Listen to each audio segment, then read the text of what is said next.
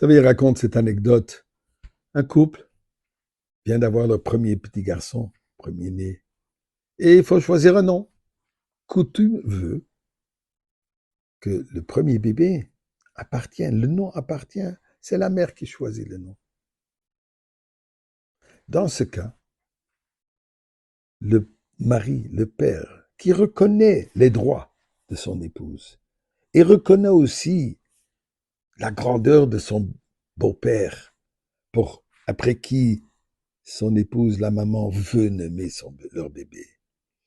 Mais il dit, écoute, mon père vient de décéder il y a quelques mois. Et je juste sens que ça aurait été honorable, puisqu'il vient de décéder. Il n'y a pas de nom encore de mon père. Il mérite qu'on lui donne le nom. Ils ne peuvent pas s'accorder. Ils vont voir le Rav, pour que le Rav décide. Alors restez avec moi, je vais vous raconter le reste de l'histoire. Mais avant cela, merci à Kadosh Baruch Hu. Tout le monde est d'accord. Mizmor le soy d'Ori, il a donné kolorat Yves de Sadene Besimcha. Oui, le fond de Benan, Douk a donné les mots à Sano. Là, Nachlam, Mitzamari, c'est Boy, Chou, c'est le Khatsroy, c'est le Hode, le Bach, Shmoy. Qui toi, va donner le Lom Chazdov, Yad Doy, Vodore Monosoy, la Tzedaka. Et suite de l'histoire. Eh bien, comme je disais, la maman présente devant le Rav son argument. Mon père est un homme juste, un homme bien. Talmid Chacham, Bal Chesed, un chassid, une personne de grande qualité. En plus, c'est le premier, ça m'appartient. Et je veux l'en aimer après mon père. Le mari qui dit oui, c'est vrai, je suis tout à fait d'accord, et d'ailleurs, je suis très heureux, honoré d'avoir eu un tel beau-père et de marier la fille de cette personne. Mon père, effectivement, oui, est un homme simple, mais aussi un homme honnête. Il avait ses qualités. Et il est mort il n'y a pas longtemps. Donc je sens qu'il mérite qu'il ait le nom. Le Rav se tourne vers l'épouse. La maman dit, comment il s'appelait ton père? Moshe. Et toi, ton père, comment il s'appelait? Moshe. Dit le Rav, écoutez, vous savez quoi? Ben, la solution est simple. On va le nommer Moshe.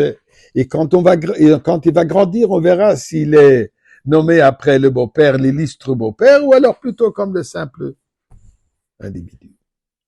Pourquoi je raconte cette petite histoire?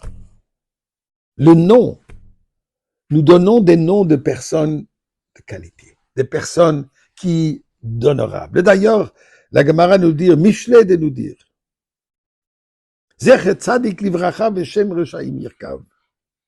Le nom du juste est invoqué en bénédiction, mais la renommée de méchant pourrit.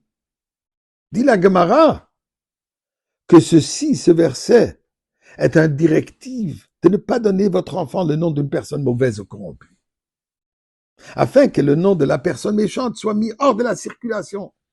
Est-ce que vous pouvez concevoir quelqu'un, peut-être aujourd'hui dans le monde fou que nous vivons, mais j'espère quand même, il y a quelqu'un qui va nommer son enfant Hitler, Yamar Shemo Bezichro, Ochamene, et ainsi de suite.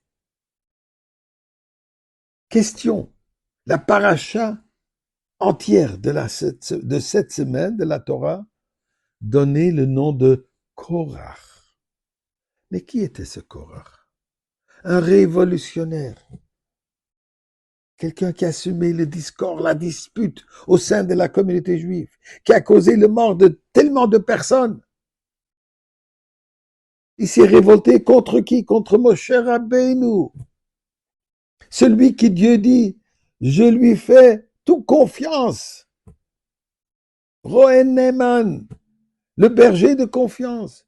Contre lui, mon Korach se révolte. Et lui, il a une paracha dans la Torah nommée à son nom.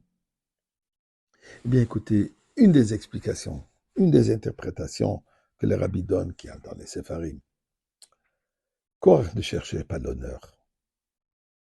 Korach ne cherchait pas une position glorifiante. Korach, il voulait être Kohen Gadol. Il ne voulait pas la position de Moshe Rabbeinu. C'est pas ça ce qu'il demandait. Il demandait la position de Kohen Gadol. Pourquoi? Puisqu'il dit, il y a le Kohen qui est le seul à mériter une fois par année, le jour de Kippour, de rentrer dans le Saint des Saints, de rentrer dans le Kodesh HaKadashim, un moment d'unification absolue avec Akadosh Baruch Hu, un moment de dévoilement divin qui a que le Kohen Gadol qui a cette expérience. Je voudrais avoir cette expérience. Sa quête est une quête spirituelle, pas juste de l'honneur et glorification de soi-même.